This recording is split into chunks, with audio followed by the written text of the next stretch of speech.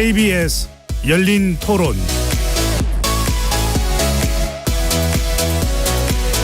안녕하십니까. KBS 열린 토론 배종찬입니다.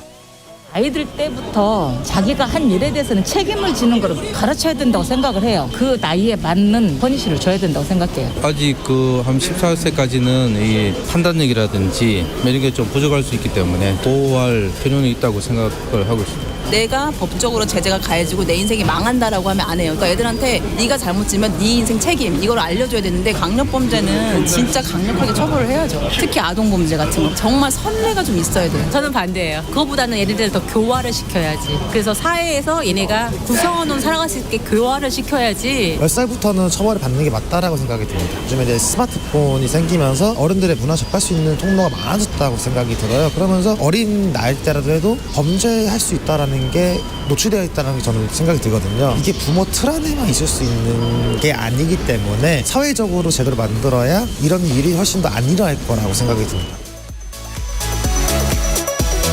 거리에서 만난 시민 여러분의 목소리 어떻게 들으셨는지요? 얼마 전 국민의힘 배현진 의원의 습격 소식 들으셨을 텐데요.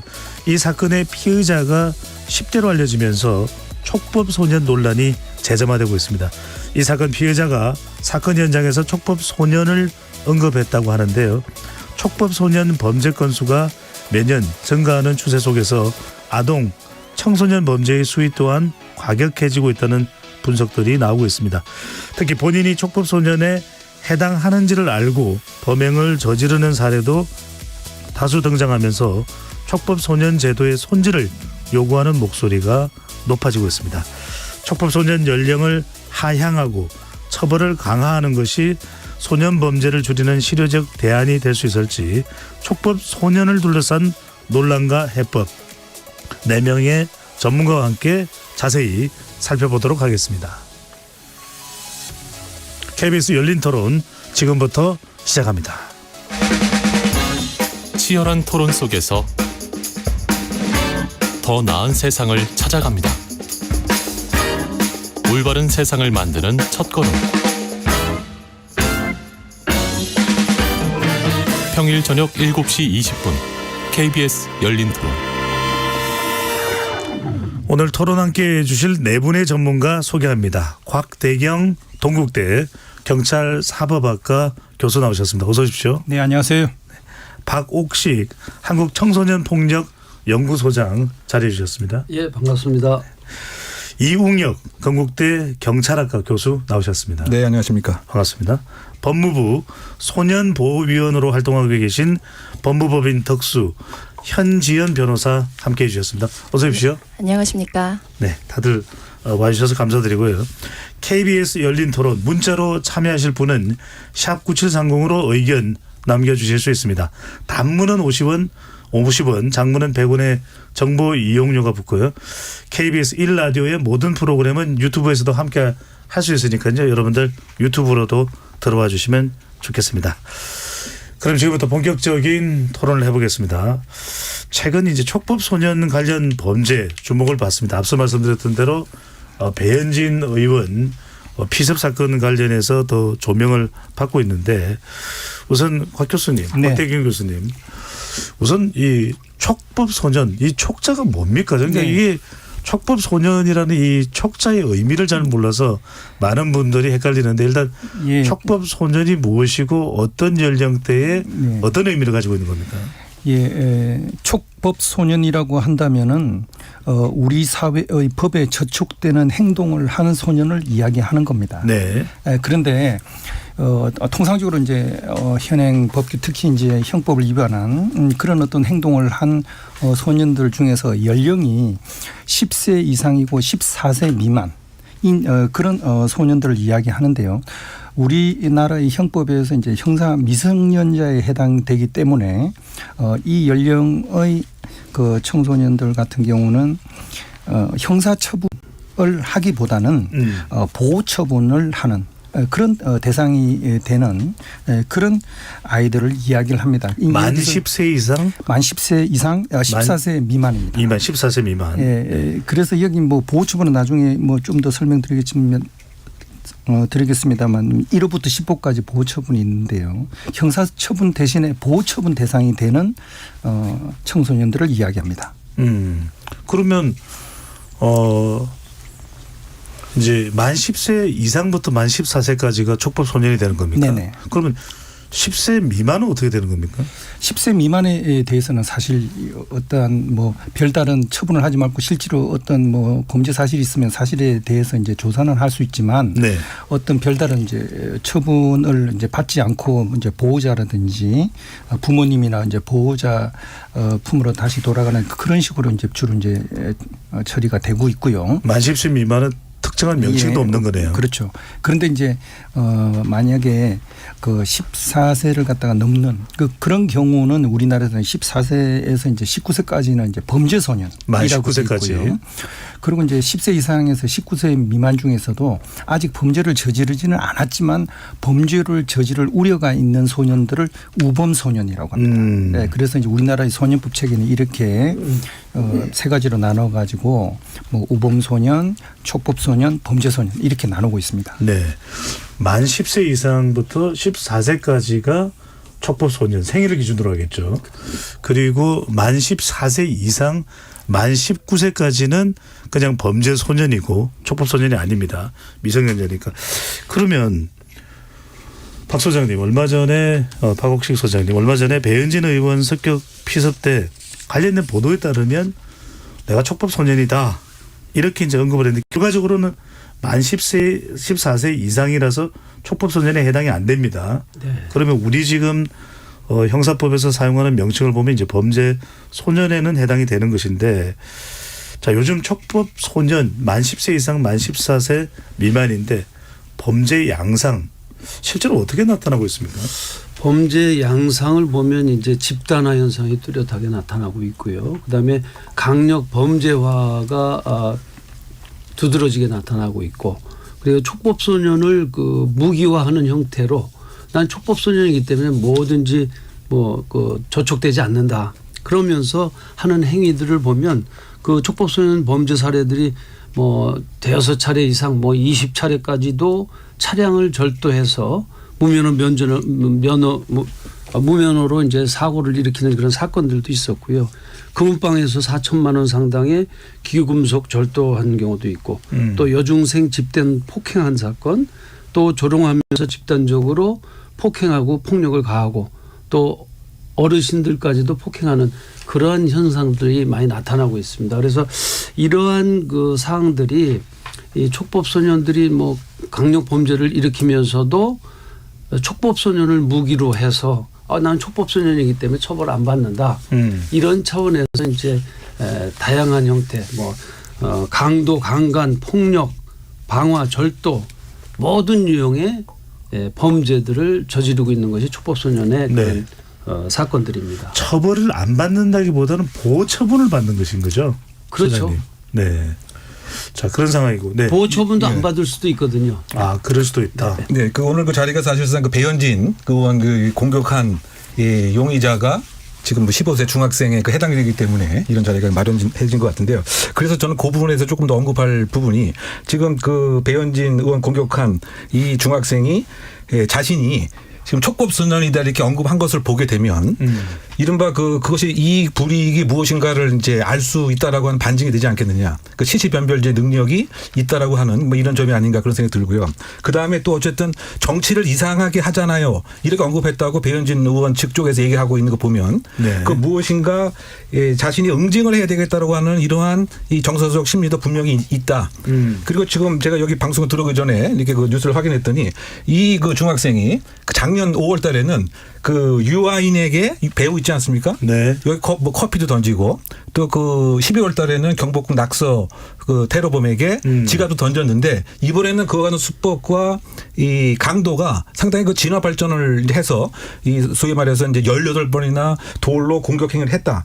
그러면 이게 외관상으로 보게 되면 청소년 테러리즘이라고 저는 그 생각이 듭니다. 네. 물론 그 안에서 여러 가지 그 논쟁이 있겠지만 일단 공식 수사 그렇죠? 발표된 내용은 아니고 보도된 내용입니다. 그렇죠. 보도된 네. 그 내용인데 그러면 결국은 지금 같은 이런 상황이 소위 말해서 이른바 그 정치적 부족주의의 어떤 젊은 층이 등장한 것은 아닌가 뭐 이런 생각도 해본 적 하고요. 왜냐하면 부족처럼 행동하고 부족처럼 사고하다 보니까 다른 쪽에 있는 사람들은 예를 들면 제거하고 우리 부족의 그 영토라든가 자원이 뭔가 영향을 받으면 이걸 이제 죽여서 해결해야 된다. 뭐 이런 것에 결국은 지금 실제로 나타났다 이런 현상들이. 네. 그리고 이것이 사실은 몇 년 전부터 국내에서 이른바 그 김군이라고 하는 그 당 16살인가 17살이었는데 그 IS의 소위 그 전사로 시리아에 이 전투 요원으로서 심지어 그 나가기도 했던 거죠.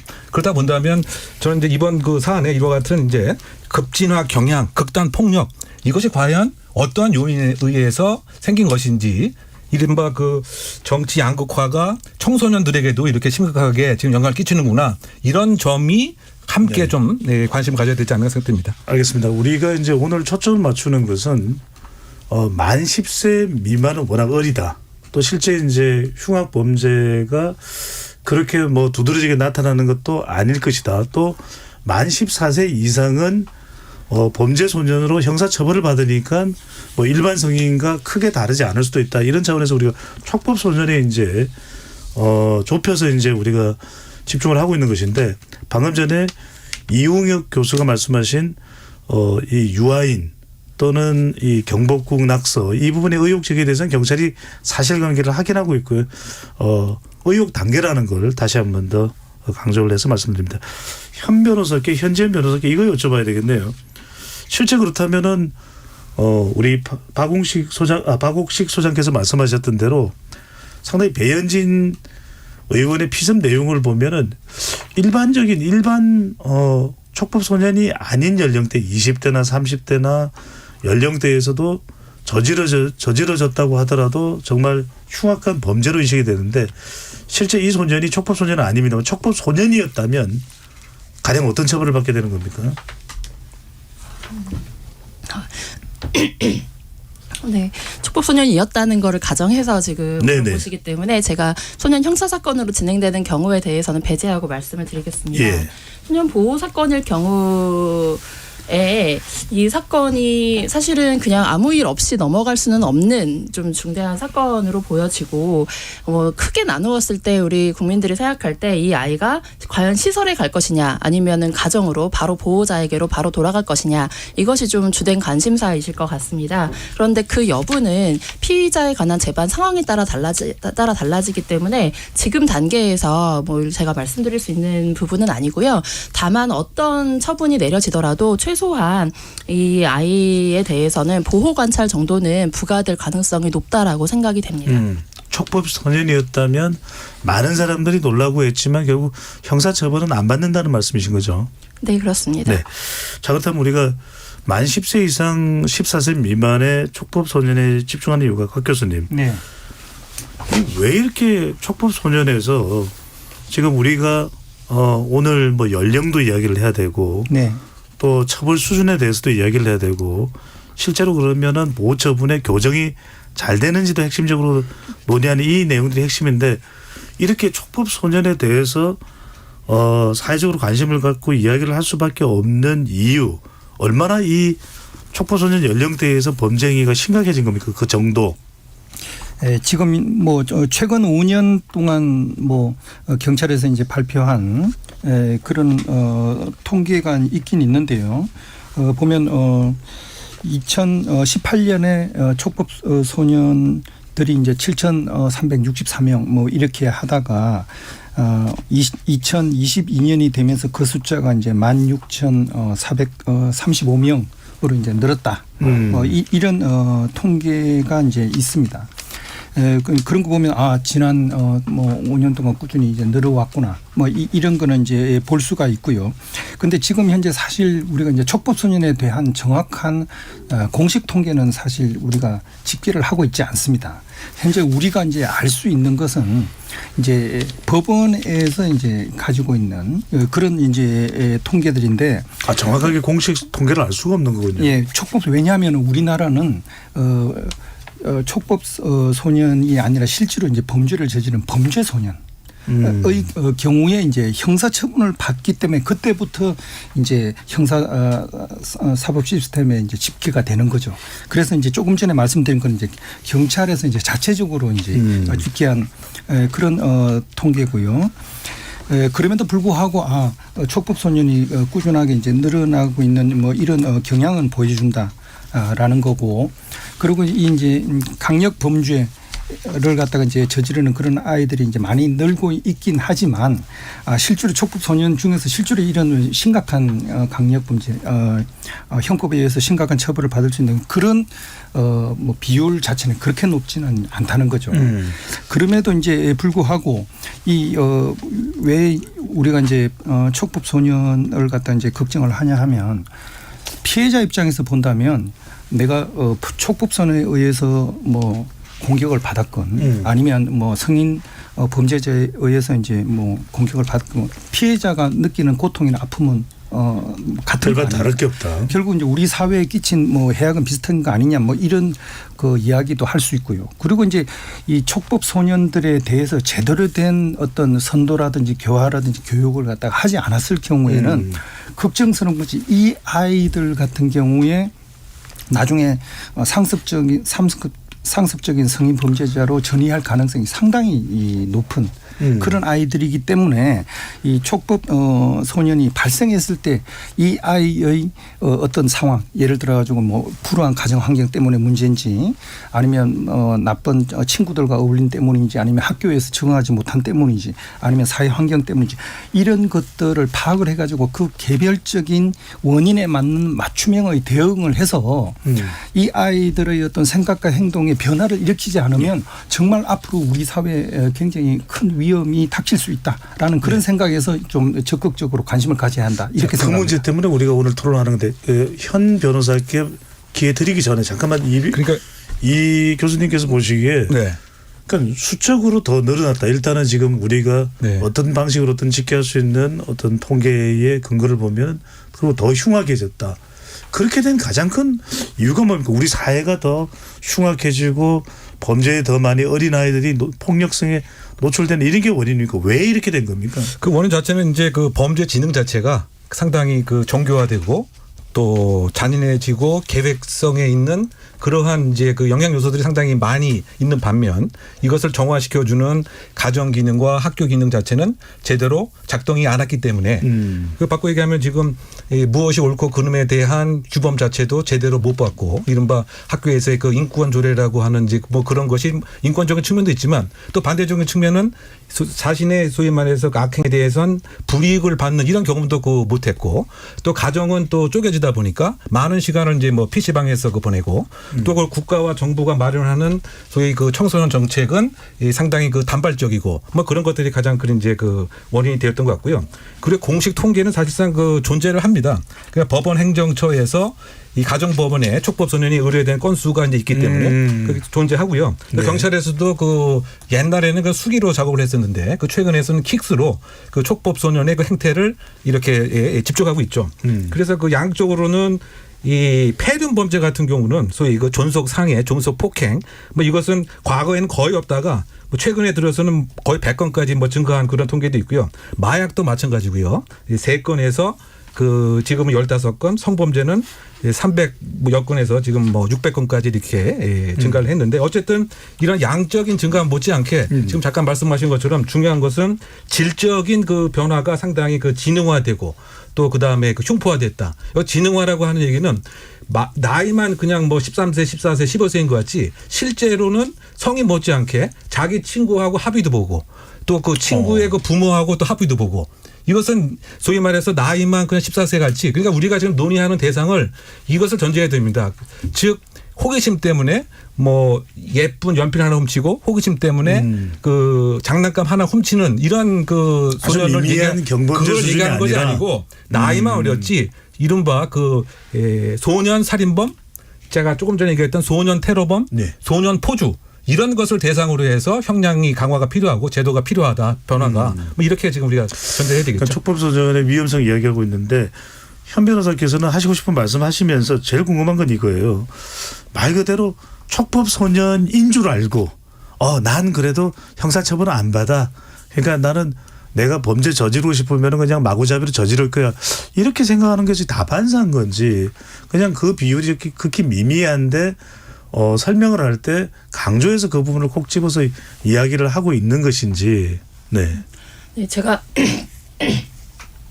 우선적으로 말씀드리고 싶은 것은 지금 경찰의 통계를 바탕으로 해서 촉법소년 범죄 건수가 실제로 증가하고 있다라는 판단을 이미 내리신 것 같은데 사실 제가 봤을 때는 이 촉법소년 범죄 건수 경찰청의 자료는 경찰에 접수된 사건 기준일 수밖에 없을 것 같습니다. 실제로 그 이후에 어떤 방식으로든 다른 기관으로 보내졌거나 아니면 합의를 통해서 그냥 끝나는 경우까지도 다 포함이 되어 있을 것 같고요. 그리고 실제로 대법원에서 하는 그 조사한 10년간 촉법소년 법원 접수 건수 현황을 비교해 보면 이것은 대법원 자료에 나와 있는 것인데 2012년 기준으로 했을 때 2014년 정도까지 감소하다가 이후부터 조금씩 증가를 하고 있지만 어쨌거나 현재까지도 2012년 기준 10년 전 기준으로 봤을 때는 더 늘지는 않은 상태인 겁니다. 제가 봤을 때 이 경찰 접수건 경찰에 접수된 촉법소년 사건이 많아졌다라는 것에 대해서는 사실 이거는 명확하게 촉법소년에 대한 사법 절차 개시가 늘어났다라고 분석하는 것이 가장 정확한 분석일 것 같습니다. 그런데 저는 이제 일선에서 활동하는 변호사로서 봤을 때 최근에 학교폭력 신고 사안이 동시에 형사 고소를 병행하는 그런 방식으로 이루어지는 경향이 굉장히 강합니다. 범죄의 소지가 있는 갈등 상황을 대화, 교육 절차, 공동체 내에서 해결되는 것뿐만이 아니라 반드시 사법 절차에 의뢰해서 그것을 통해서 해결하고자 하는 경향이 강해지고 있어서 그 때문에 이전과 이렇게 실제로 갈등은 똑같지만 일어나는 것은 똑같지만 경찰과 법원에 신고 접수되는 촉법소년이 많아지는 착시 효과라고 볼 수 있을 것 같습니다. 아까 그 우리 사 변호사님 아까 그 질문도 네. 마저 좀 답변을 해주신다면 그러니까 그걸 인식하고 있는 제가 한번 답변해 볼까요? 아니, 먼저 현 변호사님 혹시 예. 먼저 기회를 드릴까요? 이 교수님 네. 먼저 말씀 주시면요. 그러니까 그것의 대표적인 사례는 이제 이 아이들이 형사한테 이제 피의자로서 조사를 받죠. 그랬을 때 형사 아저씨 나 촉법이에요. 좀 길게 하지 말고 빨리 끝냅시다. 근데 이것이 이제 알고 있다고 하는 거죠. 처벌 안 받는 거. 또 최근 사례 같은 경우는 그냥 인천에서 발생했던 그 사건 같은데요. 재판 과정에서 그러니까 얘네들이 다 중학생 그 남짓입니다. 그러니까 성폭행 집단으로 하는 것과 관련됐는데 그 피해 부모에게 하는 얘기가 나는 우리는 그 촉법인데 뭐를 뭐 사과를 하라고 얘기하느냐. 뭐 이렇게 얘기하는 두 대표적인 사례는 본인 자체가 사실은 형사 처분의 대상이 되지 않고 있다. 이것을 이제 알고 있고 그러다 보니까 이것을 하나의 기회로 삼아서 무엇인가 변명 아닌 변명을 하고 지금 어차피 그 절차가 진행 안 되는데 빨리 끝내자. 뭐 이것은 결국 알고 있다라고 하는 그런 사례들인 거죠. 네네. 네. 제가 봤을 때 그러면 다반사일까요? 어떨까요? 네. 저는 사실 그런 사례를 많이 보지는 못했습니다. 일단은 어떤 경우라도 청소년 입장에서 수사기관의 수사 대상이 된다라는 거는 두려운 일이고 아직까지도 사실 제가 직접 경험한 바에 의하더라도 수사 단계에서 경찰들이 청소년들에게 수사하는 과정에서 윽박을 지른다든지 인권을 침해하는 그런 수사 방식을 취하는 경우도 상당히 많습니다. 오히려 경찰 입장에서 이 피의자가 된 청소년들이 이거는 내가 억울하다, 무죄를 다투고 싶다라고 하더라도 오히려 수사를 충분히 하지 않아서 어차피 소년 사건이니까라고 하면서 법원에 송치를 해버리기 때문에 근데 사실 법원에 이미 송치가 되면 그때부터는 비행 사실에 대해서는 그 심리의 중심에 있게 되지 않습니다. 그래서 결국에는 이 아이가 무죄를 다툴 수 있는 방법도 사실은 줄어드는 그런 경우가 오히려 더 많고요. 그리고 사실 청소년들이 범죄를 저지르면서 내가 촉법소년이니까 형사처벌을 받지 않아라고 인식할 수는 있습니다. 네. 하지만 촉법소년이 형사처벌 받지 않는 것이 과연 그 아이에게 이득일까요? 저는 그 부분에 대해서 사회도 그렇고 모두가 좀 잘못 알고 있다고 생각이 듭니다. 실제로 비슷한 사건, 예를 들면 합동절도라든지 이런 사건들에서 성인인 만 19세를 딱 넘어선 사람과 만 19세가 아직 되지 않은 사람들이 같이 절도를 하는 그런 경우들이 많이 있습니다. 그런데 이런 경우 성인범들에게는 벌금 몇십만 원, 정가가 많다면 집행유예 정도 나오는 사건입니다. 그런데 이런 경우에 소년범이 이런 행동을 했다고 하면 시설에 위탁될 가능성이 굉장히 높습니다. 단순절도도 마찬가지고 네. 무면허 운전도 역시 그렇습니다. 결국 10세에서 13세 사이에 있는 이 촉법소년인 미성년자들에게는 형법보다도 오히려 더 무서운 법이 소년법일 수 있다라는 겁니다. 그런데 대부분의 미성년자와 그리고 우리 어른들도 그것을 잘 알지 못하죠. 그래서 촉법소년 제도가 있기 때문에 아이들은 마음 놓고 범죄를 저지른다고 생각하는 겁니다. 알겠습니다. 제가 뭐 하나의 주제에 또 하실 말씀이 많을 텐데 우리가 워낙 제한된 시간이기 때문에 자 이제 하나하나 좀 실제 우리가 오늘 논의해야 될 부분들을 좀 나누어서 더 깊숙하게 들어가 보겠습니다. 시간 이제 이 연령입니다. 바로 이 촉법소년 문제가 여하튼 문제가 안 된다면 우리가 이런 논의를 할 필요가 없는데 워낙 이제 문제가 되다 보니까 가장 먼저 대두되고 있는 것은 14세까지가 아니라 연령을 좀 낮춰야 된다. 자, 이 부분에 대해서 오래전부터 이제 연령 하향 그러니까 14세가 아니라 뭐 12세일 수도 있고 13세일 수도 있고 이야기를 하고 계신 박옥식 소장님께서는 왜 연령 내리는 것이 필요할까요? 이 촉법소년 연령에 대한 부분도 규정된 것이 이제 1953년도에 형법에서 이렇게 제정이 됐는데 70년 전에 정했던 이 형법의 기준으로 오늘날 그 70년 이후에 청소년들에게 잣대를 들이대는 것은 상당히 좀 비현실적이다.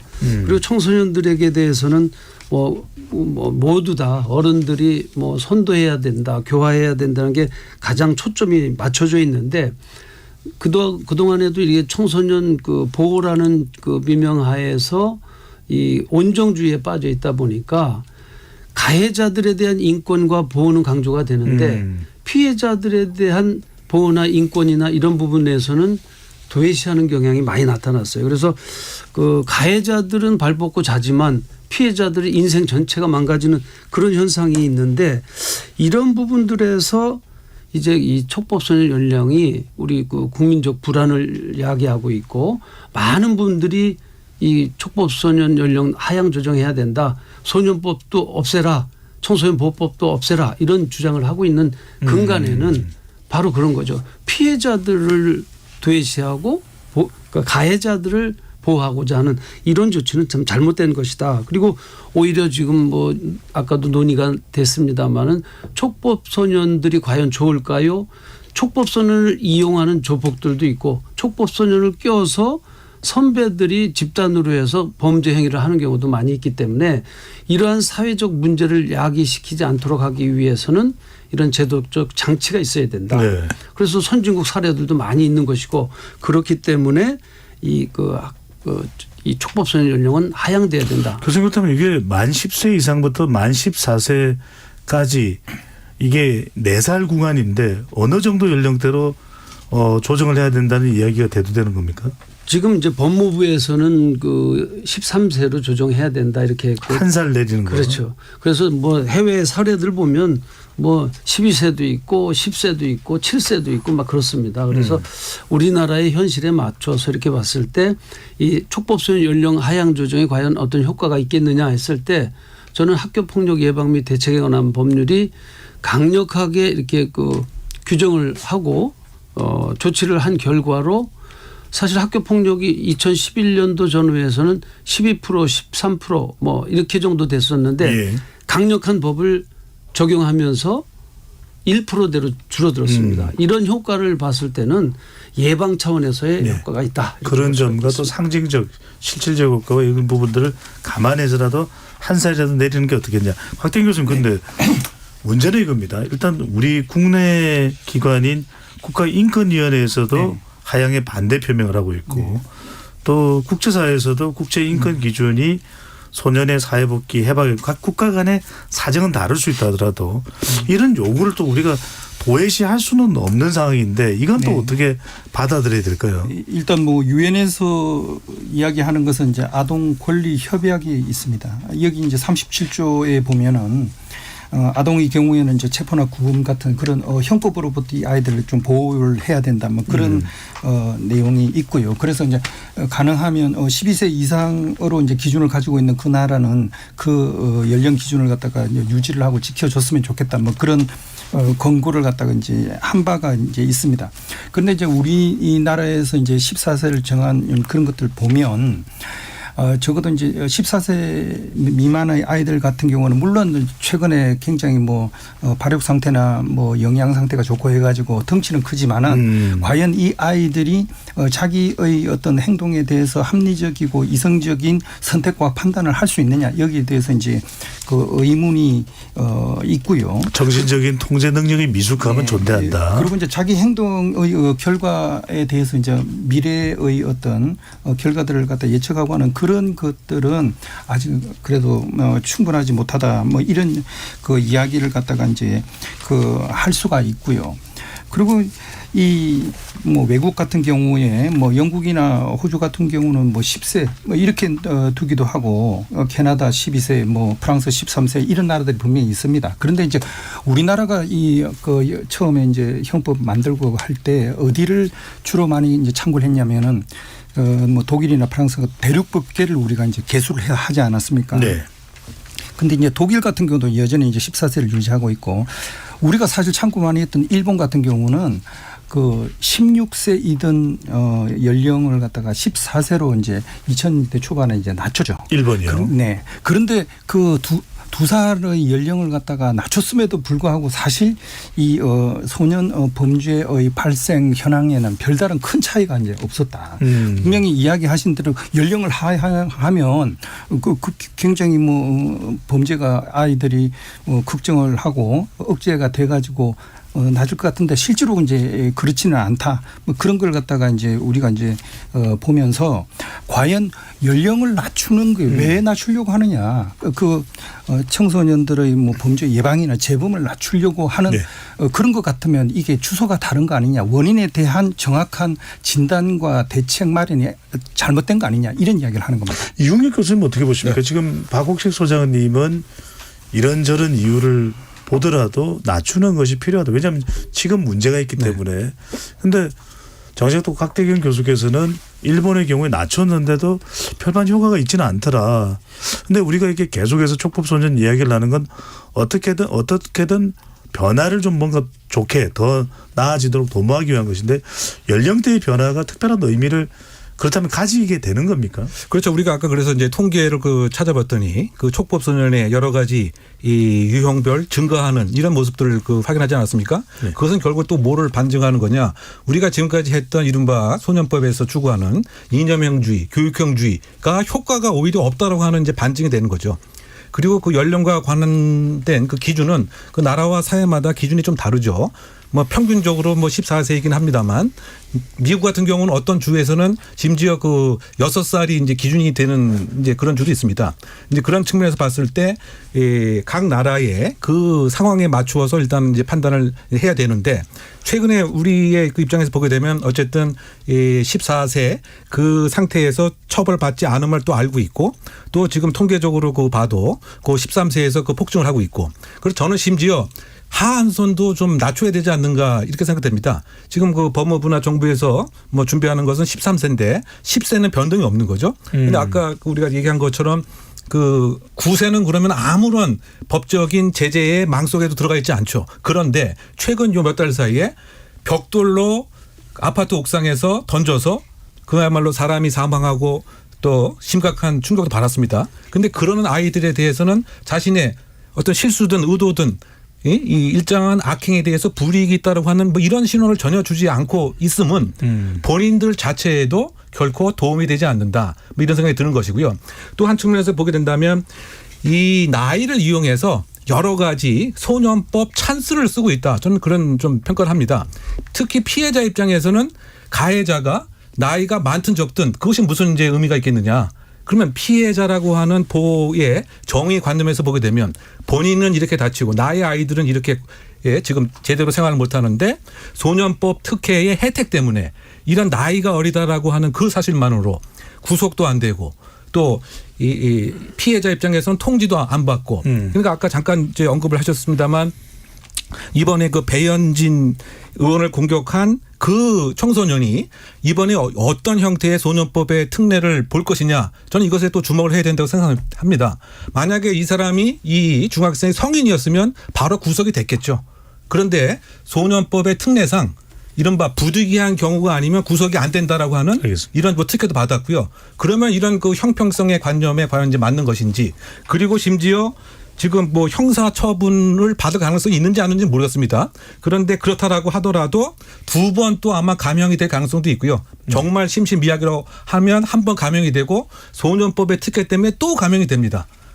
그리고 또 만약에 보호 처분을 받는다고 한다면 지금 이렇게 그 정치적인 이 나름대로의 의미를 받았던 아니면 누구한테 배웠던 어쨌든 간에 정치인에 대한 공격 행위를 했는데 단순히 그 보호 처분 뭐 한 달 또 심지어 만약에 이와 같은 이제 정신적인 문제가 있다고 한다면 아마 그 보호 처분 치료에 해당이 되겠죠. 그러면 대전에 있는 의료시설에 가게 됩니다. 정리해 주시고요. 그러니까 결국은 나이가 또 중요한데 결국은 이 소년법의 여러 가지 특례가 이중적으로 혜택을 보고 있기 때문에 정의관념에 반해서 나이도 낮추고 소년법 특례에 관한 것은 조금 제거할 필요가 있다고 생각합니다. 알겠습니다.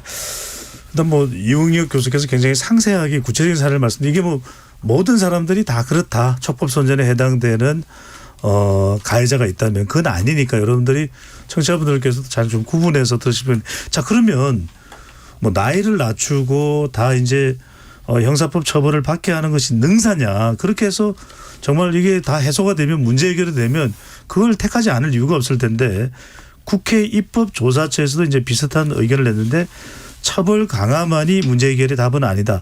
소년 범죄 발생을 줄이거나 해결할 수 없다. 이런 이야기도 나옵니다. 연령 조정만으로는. 그래서 나오는 것이 뭐 정말 학교 폭력이나 성폭력 중범죄에 한해서는 뭐 살인 사건도 있겠죠. 촉법소년 적용을 아예 예외를 시켜버리자. 그래서 형사법 처벌을 받도록 하자. 뭐 이런 등등의 의견들도 나오는데 먼저 현 변호사께서는 자 그러면 연령 조정 안 하고 뭐 다른 대안이 있는 건지 그러면 이걸 해소할 수 있는 어떨까요? 전에 너무 다양한 이야기가 나와서 뭐 얘기할 게 굉장히 많은데요.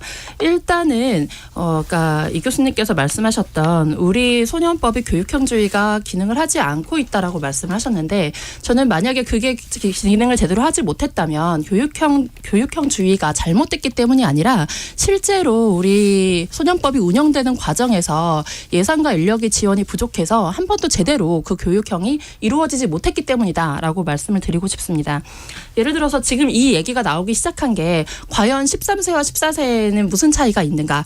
낮추면은 뭐 어떤 선언적인 효과가 있어서 예방 효과가 있을까? 이런 것의 문제인데 기본적으로는 13세와 14세 사이에 아동 발달 및 신경과학 분야의 증거자료에 의해서 아직까지 13세까지의 아동은 전두엽 대뇌피질이 발달 중인 관계로 자기통제 능력, 추산적 추론 능력 그리고 내가 이 행동을 했을 때 어떤 결과가 나에게 온다라는 것 그것을 인식하고 그거를 근거로 해서 내 행동을 통제하는 능력이 부족하기 때문에 그 아이들에 대해서는 형사 책임 능력이 없다라고 보는 것이고요. 그 부분에 있어서는 사실 아무리 어떤 현재 시대적 배경상 아이들의 인지 능력이 일찍 깨이고 더 많은 정보를 습득할 수 있다고 하더라도 그러한 통제 능력은 좀 다른 영역의 문제입니다. 그쪽이 더 빨리 발달하고 있다라고 볼 수 있는 아무런 증거가 없습니다.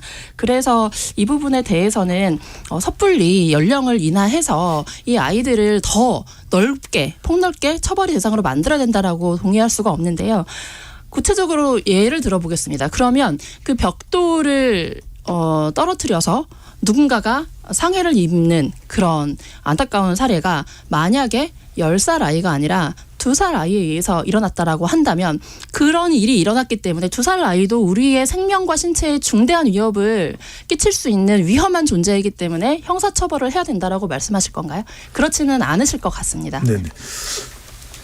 물론 우리가 이제 오늘 이제 촉법 소년에 집중해서 이제 좀 논의를 하게 되는데 물론 여러 가지 사례들이 있기 때문에 이제 말씀하시다 보면은 또 이런 사례는 어쩔 거냐라는데 일단은 그러면은 좀 이야기를 다시 돌아와서 박 소장님께서는 연령 조정이 아니라 이 연령 조정의 효과도 크지 않다. 그래서 뭐 다른 방법 아까 말씀드렸던 대로 중대 범죄에 대해서는 뭐 촉법 소년을 적용하지 않도록 하는 방법이라는데 다른 방법을 통한 이외에도 다른 방법을 통한 해법이 있지 않느냐라는 주장과 설명에 대해서는 어떻게 보십니까?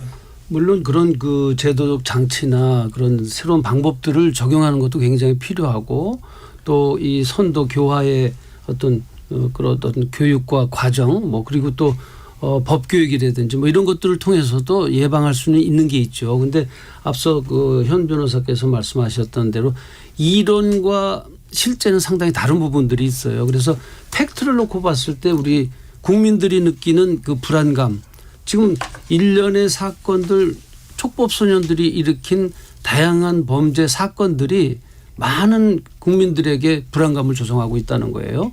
그리고 이 강력 범죄화가 지속적으로 증가하고 있고 13세에서 그렇기 때문에 한 살 정도를 더 저 개인적으로는 한 2살 정도는 낮췄으면 하는 바람이 있습니다만은 줄여서라도 하면 예방의 효과가 있다는 거예요. 그래서 우리나라의 정서하고 해외 각국 다른 나라하고 상황이 다릅니다. 그래서 우리나라에서도 그런 우리나라만의 한국형 그런 새로운 장치들 또 연령 제한, 연령 하향 조정 이런 것들을 통해서 예방을 할 수 있다 그러면 그 예방할 수 있는 조건들이 상당히 좀 많이 있다. 그런 효과들이 기존 사례들에서도 나타났기 때문에 하향 조정이 필요하다는 알겠습니다. 더 이야기 잠깐만요. 더 이야기하고 싶은 부분이 있을 텐데 또 문자 소개가 지금 기다리고 있어서 청취자분들께서 소개해드리고 이 주제로 그대로 또 이어가도록 하겠습니다. 자, 1부 마무리하고요. 문자 듣고 다시 돌아오도록 하겠습니다.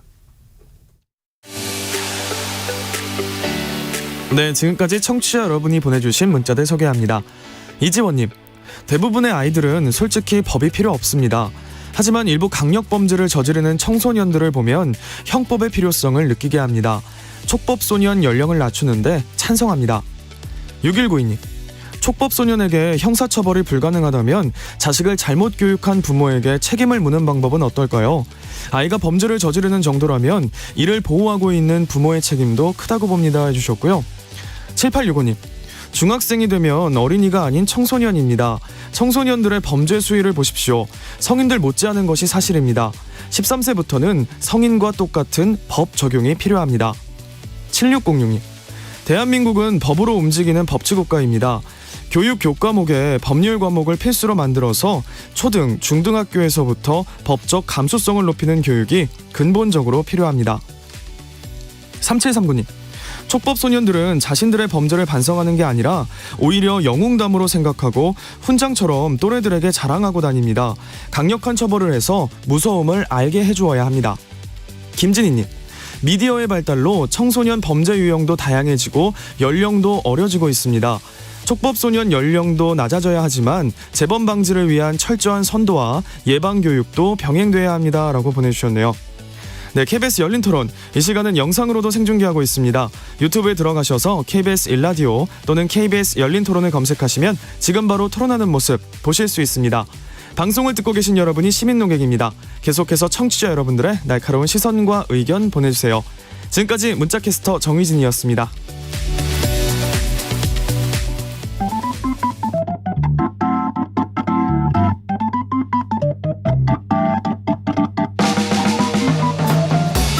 세상을 바꾸는 질문, 열린 토론이 시작합니다. KBS 열린 토론은 언제나 열려 있습니다. 단문 50원, 장문 100원의 유료 문자 샵 9730 그리고 KBS 어플리케이션 콩으로 여러분의 의견을 남겨주세요.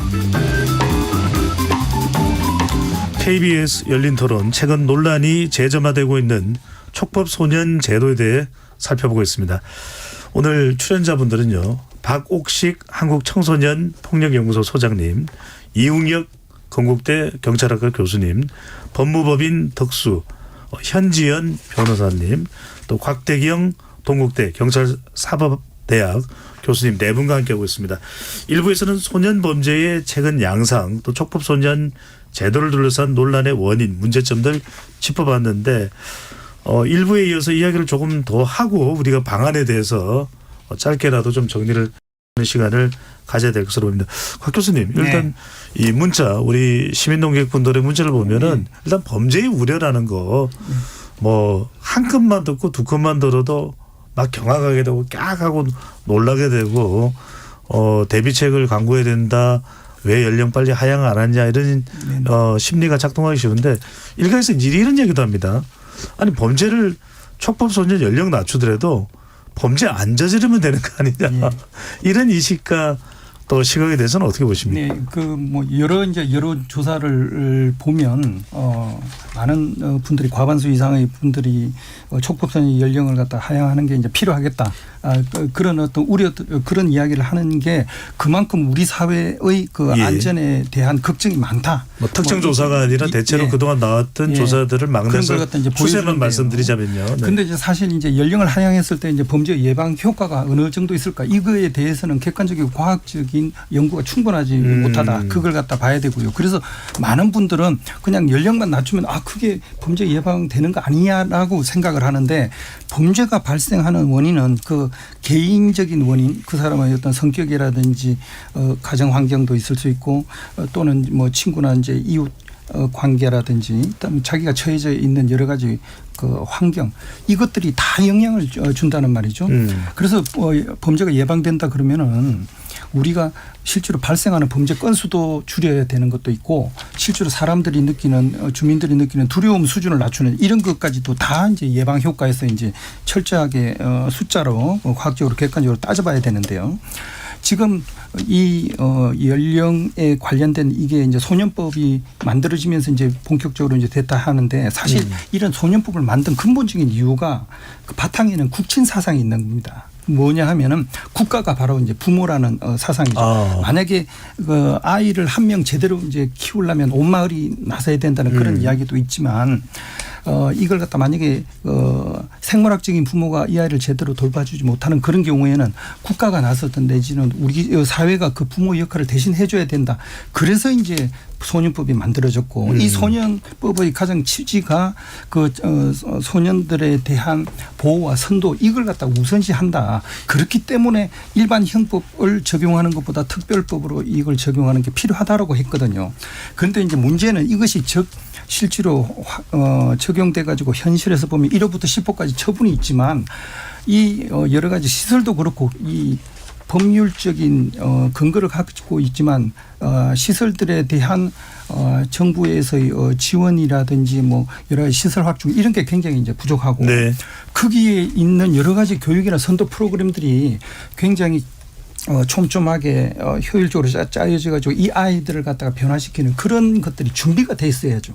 그런데 그런 노력들 그리고 뭐 치료 처분 같은 거 이 아이들에 대한 병원 시설 뭐 그리고 의료진들 이런 것들이 확충이 돼 있어야 되는데 그런 노력들은 하질 않고 단지 연령만 낮추면은 이런 촉법소년의 범죄 문제가 해결된 것처럼 이거는 국민들을 호도하는 거다. 이것은 정치하는 사람들 이런 이제 행정하는 사람들이 마치 나는 일을 하고 있는 것처럼 보여주기 위한 거지 실질적으로 범죄를 갖다 줄이는 데는 별다른 효과가 없다. 이런 것들이 이제 그 대안에 대해서는 의견입니다. 조금 이따 더 이야기를 해보겠습니다. 그러면 또 장 이야기가 길어질 수 있으니까 이제 곽 교수님과 비슷한 의견 보내주신 청취자분들 문자가 있습니다. 0174님께서 촉법 소년 연령이 낮아지더라도 학교나 가정에서 충분한 교육이 없으면 범죄 예방 효과는 여전히 없을 것 같습니다. 사회 전반의 인성교육이 가장 중요합니다. 1590님은 소년들이 갑자기 범죄를 저지르지는 않습니다. 가정과 사회에서 먼저 잘 돌보는 게 좋습니다. 자, 이걸 모르는 분들은 잘 없으실 거예요. 현 변호사님. 네. 맞는 말씀이시고요. 아까 그 말씀 주셨던 학교폭력 예방법 2011년 이후에 그 학교폭력 피해 사례가 실제로 줄었다는 부분에 대해서도 말씀을 주셨는데 사실 굉장히 고무적인 결과이죠. 그런데 저는 그게 학교폭력이라는 것을 아이들에게 그걸 근거로 징계를 했기 때문이 아니라 학교폭력 예방법이 생기면서 학교폭력에 대한 개념 정립과 그리고 예방 교육이 모든 학교에서 대대적으로 이루어졌고 지금도 그렇게 진행이 되고 있습니다. 저는 그러한 교육의 효과로서 사실은 학교폭력 자체가 줄어들었다라고 보기 때문에 이 소년범의 문제에 있어서도 촉법소년의 문제에 있어서도 말씀하신 대로 가정과 학교 그리고 마을 공동체 그리고 사회에서 이 아이들을 계속해서 촘촘하게 처음 단계에서는 복지 단계로 그리고 그 이후에는 주변 사람들이 그리고 마을 공동체가 그리고 지역 사회가 전체적으로 좀 돌보는 그런 시스템이 구축이 돼 있다면 한 그물에서 이 아이가 빠져나가서 잘못된 길로 접어설 수 있는 그 단계에서 다른 사람이 그 아이를 잡아줄 수 있다라고 생각이 듭니다.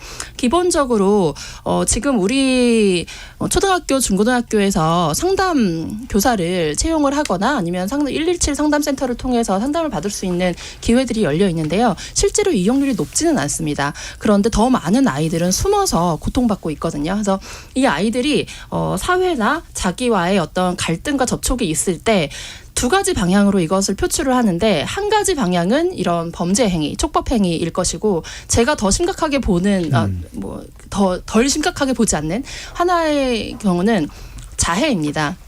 이런 아이들이 위험하고 위기 상황에 있는 아이들이 빨리 어른들에 의해서 발견되고 또 보호될 수 있도록 그러한 학교에서부터 또 그리고 학교에서만 되지 않는다면 여러 지역 아동센터라든지 이런 돌봄 시스템들이 있는데 그런 돌봄 시스템들을 통해서 전체적으로 좀 아이들이 관리가 될 수 있다면 이러한 것들이 좀 줄어들 수 있다고 생각합니다. 박옥세 소장님 왔다가 그다음에 우리 이용혁 교수 쪽으로 갈 텐데 실제 그러면은 현 변호사께서 말씀하셨던 대로 뭐 연령도 안 낮추고 좀 더 이제 이른바 촉법 소년의 범죄 우려를 낮출 수 있는 방법으로 그런 이 학교에서의 지원이라든지 이런 뒷받침들 가정에서의 또 보호라든지 이게 실효적으로 가능합니까?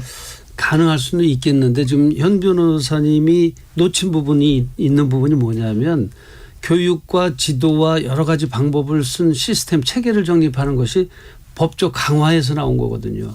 그래서 이 학교 폭력 그 피해율이 또 가해율이 줄어들었던 이유는 제도적인 장치를 아주 강하게 했어요. 입학 사정관 제도에서도 대학 입시에 반영을 하면서 그다음에 이제 생활기록부에 기록이 되면서 그게 가장 큰 작용이 됐던 거거든요. 그러한 것 같이 핵심적인 예방 효과를 가질 수 있는 것이 바로 이러한 연령 조정이라든지 뭐 그것과 더불어서 물론 아까 시청자들께서 말씀하셨던 대로 법교육이라든지 여러 가지 교육 시스템, 선도 교화 시스템을 갖추는 것이기 때문에 그런 부분에서 물론 법도 조정하지 않으면서 다른 방식들도 할 수도 있겠지만 지금 다른 나라 그 선진국들이 왜 12세, 13세, 10세 이렇게 왜 낮췄을까요? 그런 것들을 보면 우리나라 국민들이 많은 우려를 낳고 있는 것들도 바로 그런 점이기 때문에 그런 데 초점을 맞춰서 이제 시대적 변화에 따라서 시대가 변하면서 청소년들이 정신적, 신체적 성장이 굉장히 급속하게 이루어지면서 그런 것들을 제어할 수 있도록 하기 위해서는 이런 부분도 해야 된다는 거죠. 자, 다시 촉법 소년으로 돌아와서 이용혁 교수께 여쭤보고 싶은 이 굉장히 중요한 질문일 수 있는데 어떤 범죄를 저질렀단 말이거든요. 촉법 소년들이. 그런데 보호처분을 받습니다. 형사처벌로 감옥에 가는 게 아니라 정말 그 보호처분이라는 그 촉법 소년들에 대한 처벌이 어떤 내용입니까? 정말 말 그대로 내가 범죄를 저질렀으니까 정말 석고대죄 반성합니다. 앞으로는 내가 여기서 교정을 받아서 두 번 다시는 내가 감옥에 있었던 건 아니지만 새 사람으로 거듭날 수 있는 그 처분이 이루어지는 거예요. 어떤 내용입니까? 네, 그 질문에 답변하기 전에 그 이제 문자 끝나고 나서 이제 저한테 기회를 준다고 했는데 넘어가서 이제 하나 언급을 하고 싶은 점이 어떻게 보면 아주 중요한 점입니다. 지금 무엇인가 지금 오해를 하고 있는 이러한 점을 저는 먼저 얘기하고 싶은데요. 이게 뭐냐면 촉법 소년의 연령을 낮추자고 하는 이 얘기는 무조건 다 강력하게 처벌하자를 꼭 해야 되는 얘기가 아니죠. 그 뭐냐면 지금 질문에도 관련된 답변에도 관련된 얘기를 합니다만 형사 처분할 수 있는 기회를 열어두자 이 얘기입니다. 이 얘기는 뭐냐면은 지금 나이를 13세로 낮춘다고 해서 13세에 해당되는 아이들이 갑자기 다 그 강력한 처벌을 받는 게 아니죠. 이것은 만약 그렇게 하지 않으면 13세 이하의 아이는 형사 처분을 받을 수 있는 그 재판관의 소년부 판사 등 아니면 그 일반 형사 법정에서든 아예 그 형사 처분을 받을 수 있는 기회 자체가 봉쇄되어 있는 겁니다. 그래서 이거를 열어놓자, 기회만을 열어놓자 이 얘기지 무조건 다 형사 처분을 좀 받아야 되고 이런 얘기는 이제 아니라고 하는 점, 이 점을 먼저 지적하고 싶고요. 그다음에 그 얘기는 결국은 뭐냐면 나이를 낮춘다고 해서 소년법에서 상정하고 있는 국친 사상이 없어지는 게 아닙니다. 그것은 그대로 계속 존속을 하는 것이고 이른바 그 소년 흉악범 한해서 형사 처분을 할 수 있는 기회를 열어놓자. 이것인데 이것이 무엇인가 조금 오해가 계속 있는 것 같고요. 그래서 우리가 세상 사람들 어느 나라나 평생 지속형 범죄자들이 있습니다. 약 5%에 해당되는데요. 이 사람들은 아이 때부터 아이 성인까지 직업으로서 범죄를 하는 거죠. 범죄자였던 사람들의 5%를 말씀하시는 거예요? 일반 국민 중에서 말이죠. 국민 전체에서요? 네, 전체에서. 그래 이러한 사람들의 평생 지속형 범죄자들에게는 무엇인가 거에 알맞는 그 형벌이 이루어져야 된다. 만약 이것이 그렇게 되지 않았을 때는 소위 이 청소년 시절에 이러한 정확한 범죄에 대한 해악이 배우지 못하게 되면 이 사람들이 이렇게 될 수밖에 없는 거죠. 뭐 그런 문제를 하나 지적하고 싶고요. 그다음에 질문에 대한 그 답변을 하게 되면 보호 처분이라고 하는 것은 형사 처분이 아닙니다. 즉 1호부터 10호까지 있는데 1호부터 5호까지는 사회 내에서 이를테면 여러 가지 교육도 받고 보호 관찰도 받는 이런 형태라고 한다면 6호에서부터 이제 15호까지는 나름대로의 시설 내 처분을 이제 하는 거죠. 그 가장 그 심한 경우, 가장 강한 경우는 이른바 그 소년원에 8호, 9호, 10호는 1개월, 6개월, 2년까지 소년원에서 생활을 하게 되는 것이고요. 최대 2년인가요? 최대 그 2년인 거죠. 네. 그리고 가장 경미한 1호는 이 특정한 이 보호자에게 위탁을 해서 그 감독 아래서 교육을 이제 받는 이제 이런 형태입니다. 근데 이 보호 처분이 정말 소년의 악성을 개선 교화를 시킬 만한 것이냐? 제도의 취지는 분명한데 지금 우리나라의 그 문제 자체는 이와 같은 소년 보호 처분의 인프라가 너무 취약하다. 이것이 가장 큰 문제점입니다. 이제 바꿔 얘기하면 감호 위탁이라고 하는 거 1호 처분 같은 경우에는 사실상 이제 여성가족부에서 인가를 하게 되는데 사실은 수도권에는 없고요. 전국에 한 20여 개뿐이 없습니다. 그러다 보니까 예산도 없고 그다음에 이것을 운영하는 적정한 사람들의 자질도 그 문제가 되는 것이고요.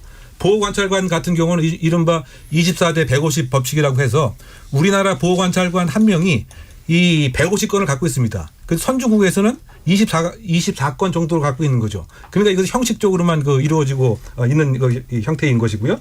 그리고 그 보호시설 6호 처분 같은 경우에는 사실상 그 사적인 시설에 소위 말해서 감독을 받는 것인데 이 역시 사실은 그 프로그램도 부족하고 종사자 역량도 부족하고 종교단체가 운영하는 예산도 없고 이러다 보니까 이 명실상부한 보호 처분이 작동하기보다는 형식상으로만 이제 운영되고 있다. 그래서 이것에 대한 대폭적인 보완도 반드시 있어야 됩니다. 그 제가 얘기하는 그 취지는 14세에서 13세로 낮추는 것도 필요하고 지금 이렇게 취약한 보호 처분의 인프라도 대폭 개선하는 것도 꼭 함께 있어야 된다. 이제 그런 얘기죠.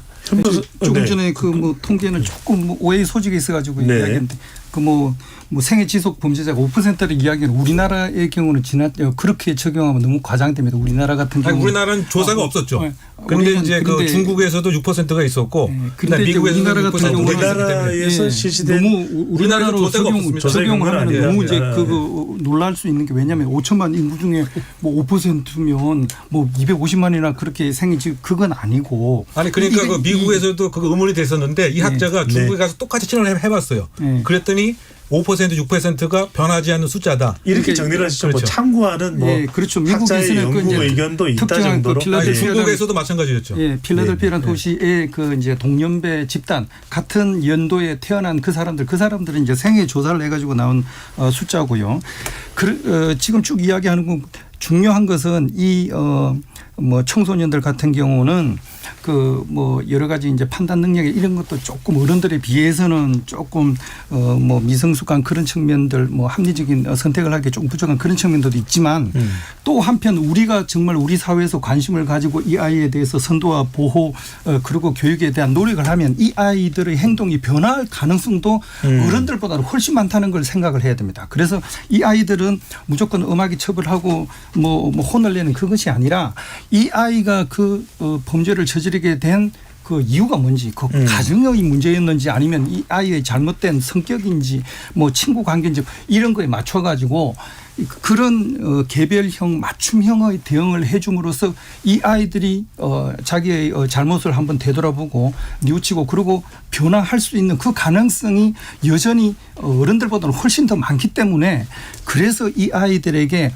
각각의 개별 상황에 맞는 대응들을 해주는 것이 필요하다. 그래서 이 보호 처분을 10가지나 만들어 놨는데 유감스럽게도 이 10가지들이 제대로 원래의 취지나 목적에 맞게 효율적으로 체계적으로 되지 않기 때문에 지금 효과가 덜 나타나는 거지. 이것들이 우리가 좀 더 자원이라든지 인력이라든지 노력을 더 확충해가지고 네. 이것들이 제대로 작동할 수 있게 하는 그 노력이 우선이고 그런 것들이 되지 않을 아무것도 소용이 없다. 이랬을 때 뭐 연령이라든지 또는 이제 더 엄한 처벌하는 이걸 나중에 생각해야 되는 거 아니냐 그런 생각을 하는.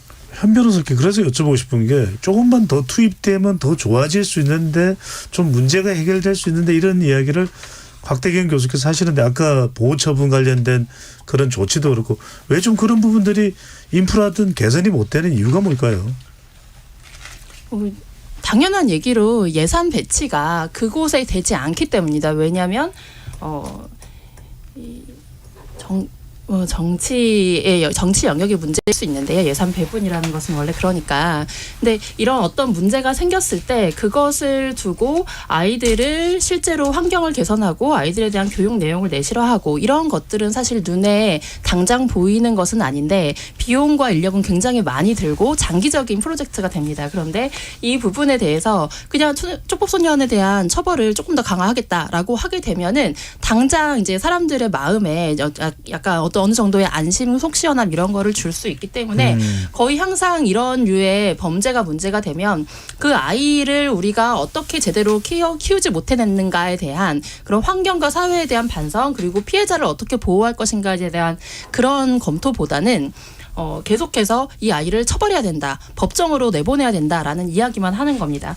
그런데 제가 봤을 때 사실 뭐 변호사로 일을 하고 있지만 사법 절차, 사법 시스템이라는 것은 사실은 판단을 핵심 기능으로 하는 영역입니다. 이것은 교육이나 복지와는 전혀 다른 시스템으로 흘러갑니다. 그런데 이 아이들을 범죄를 저지른 아이들을 범죄를 저지르지 않게 만드는 것 그리고 아직 범죄를 저질러 본 적 없는 아이들이 더 이상 범죄 유입이 되지 않게 만드는 것은 사실 변화를 시키는 교육과 복지의 영역이라고 생각이 됩니다. 알겠습니다. 한정된 국가의 예산에서 과연 어느 쪽에 더 비용을 많이 투입해야 이 아이들을 더 올바른 길로 보낼 수 있을 것인가라는 걸 봤을 때 촉법소년에 대한 그 연령을 하향을 한다든지 그런 식으로 해서 이 아이들을 더 많이 사법 절차로 유입될 수 있는 가능성을 남겨두게 되면 반드시 저는 이 아이들에 대한 형사고소가 형사사건 접수가 물밀듯이 늘어날 것이라고 생각이 됩니다. 네. 그런 비용을 우리가 주시고요. 부담할 것이 아니라 교육과 복지 부분에 더 많은 비용과 예산을 지원해야 된다는 것입니다. 네.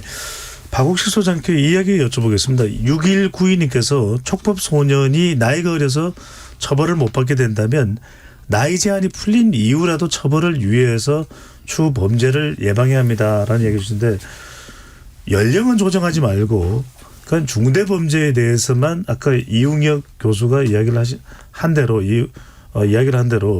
그런 것에 대해서는 형량을 높일 수도 있다.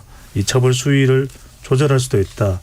이 방법 또 우리 청취자분께서 제시해 준 대로 이제 나이 제한이 이 적용이 풀린 이후에라도 처벌을 하는 그런 하나의 또 방법이 돼서 그건 어떻게 보십니까? 그것도 이제 뭐 새로운 그 제도 개선이라고 볼 수가 있겠습니다만은 굳이 그 나이를 묶어놓고서 이렇게 그 뭐랄까 다른 효과를 거두려고 하는 의도는 저 이해 못하는 부분들이 많이 있는데 아까 이웅혁 교수님께서도 말씀하셨던 대로 이게 법을 하향 조정하고 강력하게 한다 해서 모두를 처벌에 초점을 맞춘 게 아니에요. 사실은 모든 청소년들을 우리가 보호하고 모든 청소년들이 건강하게 성장할 수 있도록 하는 여건을 마련해 주자는 그런 취지인데 결국은 이러한 그 법과 제도를 통해서 경각심을 주고 이래서는 안 되겠다는 그러한 그 차원에서의 예방 효과를 누릴 수 있기 때문에 그런 걸 충분히 하자는 그런 취지고 그건 돈도 많이 안 들어요. 그리고